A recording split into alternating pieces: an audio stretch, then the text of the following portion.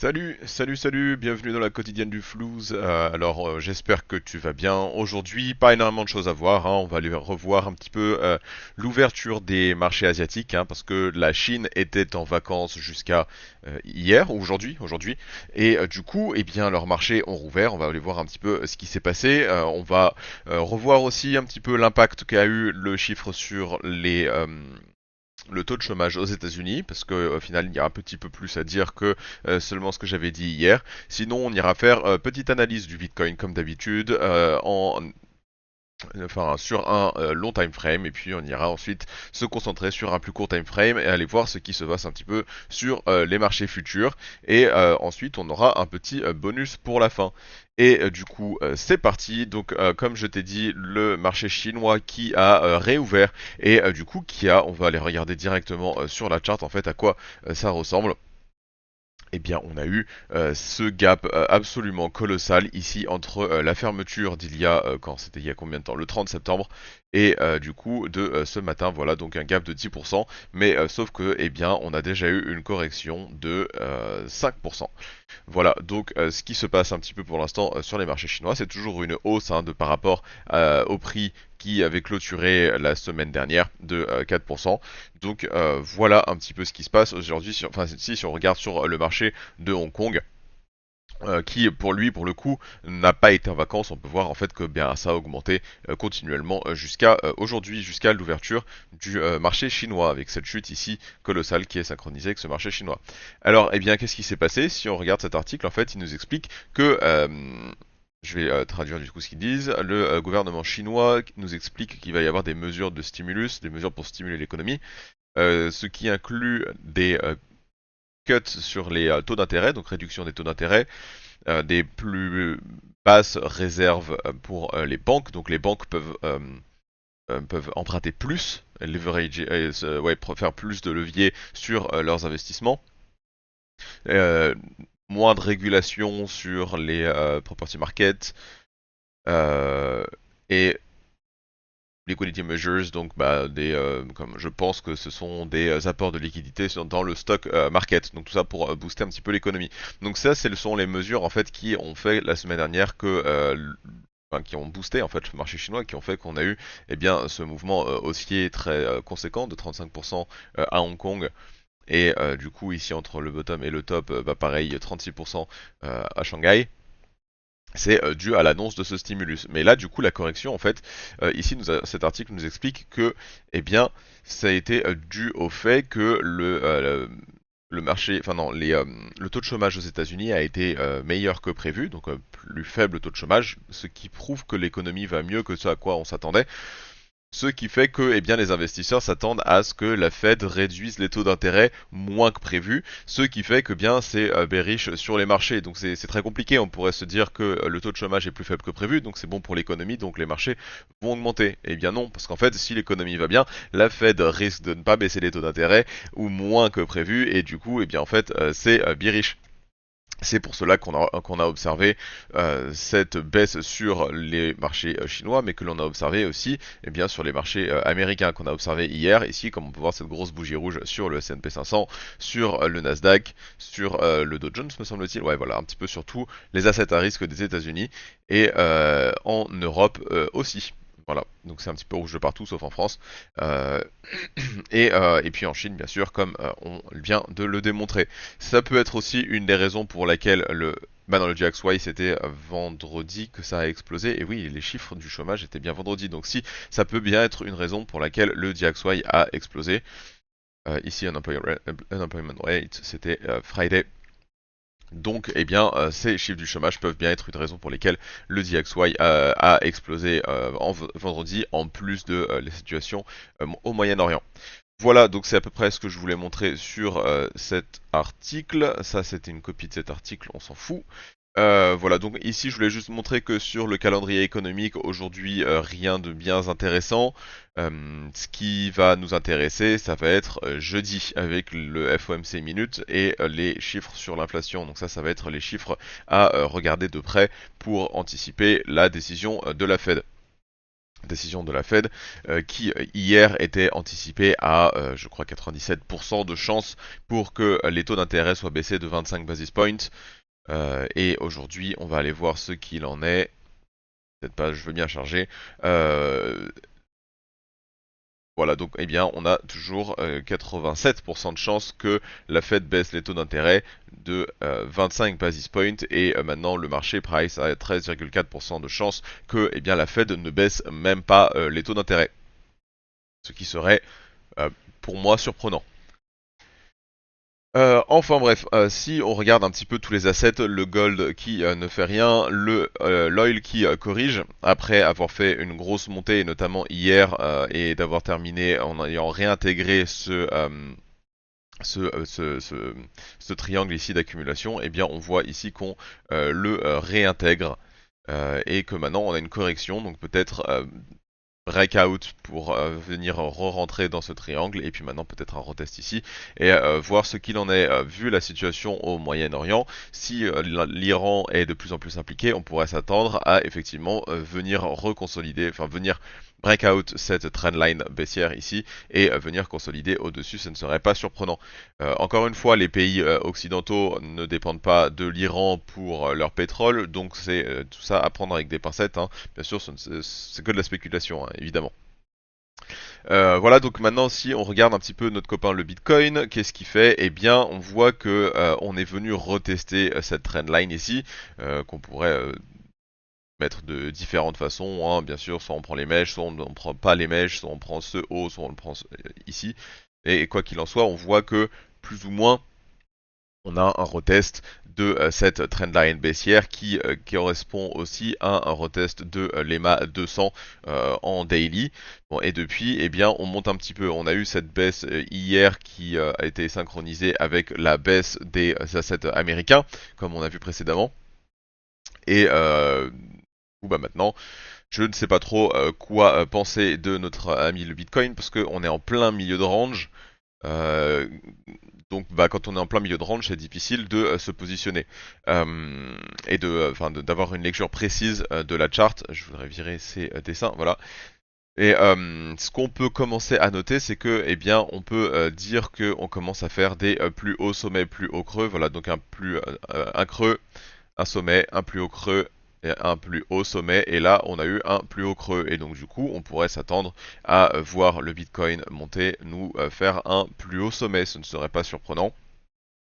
Mais après, on pourrait aussi imaginer que, eh bien, ils viennent retester ce range ici, cette partie de range que j'ai dessinée en vert, venir retester ici. Ça n'annulerait pas que on aurait potentiellement, encore une fois, un plus haut creux.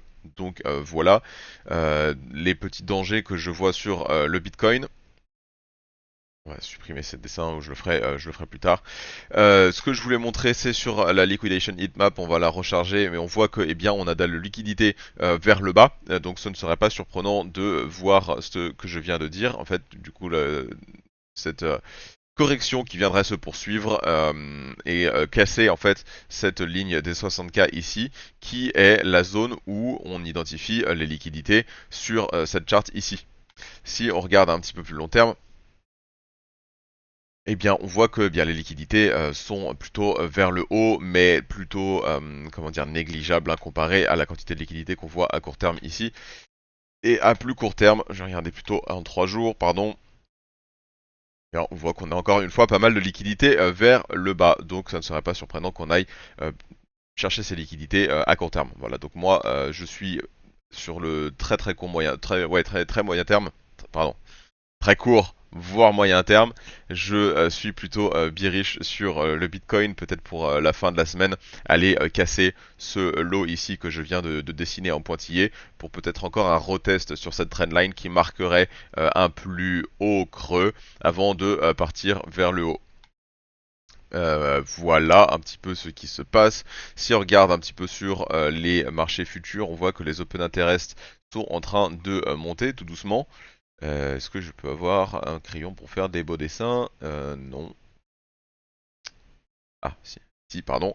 Voilà. On voit que les open interest sont en train de monter tout doucement, mais on voit que, eh bien, il y a quand même très peu de funding rate, les liquidations sont absolument ridicules, donc bah, là pour l'instant, sur cette petite montée qu'on observe ici, euh, un petit peu large, voilà la montée qu'on observe ici, eh bien il se passe pas grand chose, le crypto Twitter ne s'enflamme pas, on se fait un petit peu chier, hein, voilà pour dire les termes, on s'emmerde même carrément.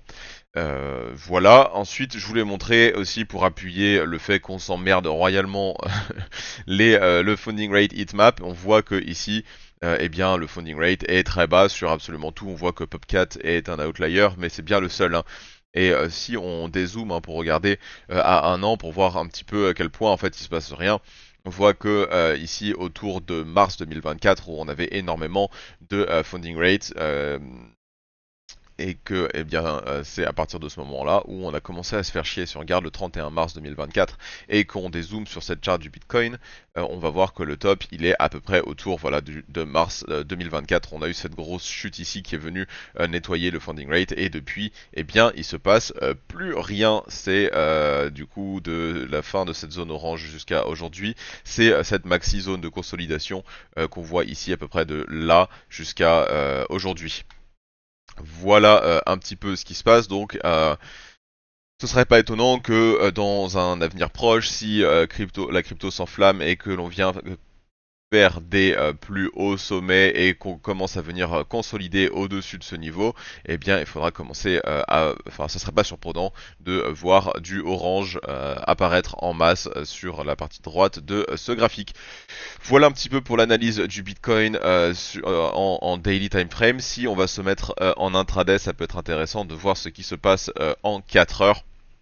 Et on voit que en fait, eh bien, l'analyse que j'ai faite un peu plus tôt, elle tient aussi en 4 heures où on fait des plus hauts sommets, plus hauts creux. Ensuite, maintenant, on a eu une grosse correction, mais en dézoomant un petit peu, on voit que bien très nettement, on a eu un creux ici, un sommet, un plus haut creux. Donc, ce serait bien de faire un plus haut sommet.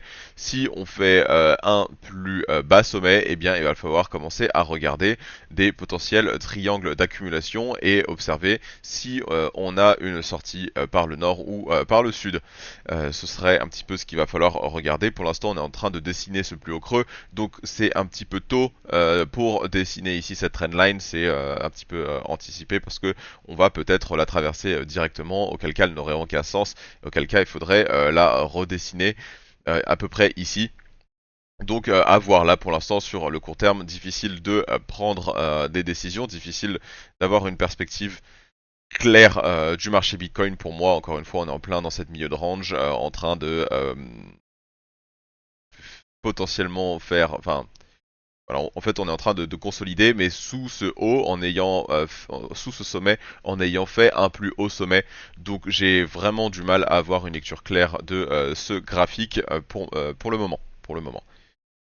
Voilà un petit peu ce qui était de l'analyse technique du Bitcoin, des points que je voulais relever, le fait que eh bien, le plan de bankruptcy de FTX a été accepté et que du coup 16 milliards de dollars vont être remboursés aux créditeurs de FTX. Et du coup, je sais pas si tu te souviens, mais il y a un petit moment, on avait parlé du fait que FTX allait potentiellement repayer euh, ses equity holders, donc ses actionnaires, avant de repayer ses créditeurs. D'après ce que j'ai compris, ça n'a pas été accepté et du coup, les créditeurs vont être repayés 118% de ce qu'ils avaient. Et donc parce que en fait, eh bien, on considère qu'il y a eu des intérêts sur sur les assets que les clients de FTX détenaient et donc c'est pour ça que plus de 100% de leurs assets vont leur être reversés. De plus, en revendant tous les assets que FTX avait, ils ont réussi à faire des recettes, ce qui leur permet en fait de rembourser leurs créditeurs plus que ce qu'ils ont. Voilà un petit peu pour la situation de FTX. Donc ce qui est intéressant de se dire, c'est que eh bien on a ces 16 milliards de dollars qui vont arriver tout frais sur le marché. Où est-ce qu'ils vont aller? Eh bien, il y a une très forte probabilité pour qu'une grosse partie de ces liquidités aillent dans les crypto-monnaies. Donc, bah, il y a beaucoup de créditeurs qui espéraient être repayés en crypto.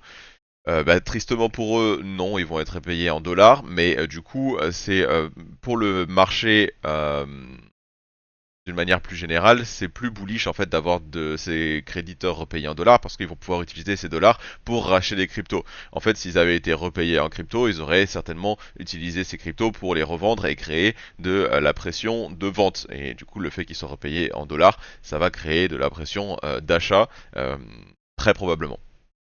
Voilà pour FTX.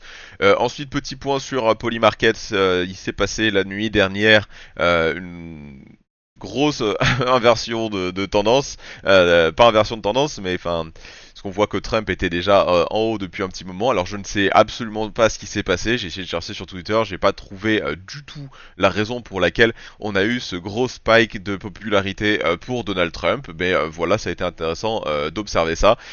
Plus récemment, là on voit que c'est en train de corriger. Je crois que si j'actualise, on va voir que si ça a bougé ou pas, parce que j'ai chargé cette page il y a un petit moment déjà. Non, voilà, ça ne change pas. Donc, ah bah si. Oula, j'ai aucune idée de ce qui se passe. Bon, très bien. Bon bah Trump qui est en train de prendre son envolée, très intéressant. Autre chose intéressante sur Polymarket, c'est de voir que, eh bien, la personne qu'on avait identifiée comme potentiellement Satoshi hier, Len Sassman, qui était en tête de très loin, eh bien, enfin, est repassé, enfin était genre dans les derniers, et là apparemment, maintenant que je viens de réactualiser la page, il est à nouveau premier, donc là ça se bat énormément. À mon avis, il y a très peu d'inconnus, on voit qu'il y a quand même trois leaders qui ont plus de potentiel pour être identifiés comme Satoshi. On voit Nick Szabo, Adam Baek et Len Sassaman. Euh, donc voilà, encore une fois, moi je pense que tout ça c'est de la FUD, que ça m'étonnerait qu'on ait une personne qui soit identifiée comme étant Satoshi Nakamoto, et on voit que même 57% des gens sont d'accord que on aura soit quelqu'un qui n'est pas dans la liste, soit on aura un groupe de personnes qui va être identifié comme étant Satoshi. Voilà un petit peu tout ce que j'avais à dire aujourd'hui, donc eh bien on va pas faire durer ce live plus que de nécessaire, donc bah, j'espère que tu vas avoir une bonne journée, je te souhaite en tout cas d'en avoir une, et je te dis à demain, bonne journée, ciao.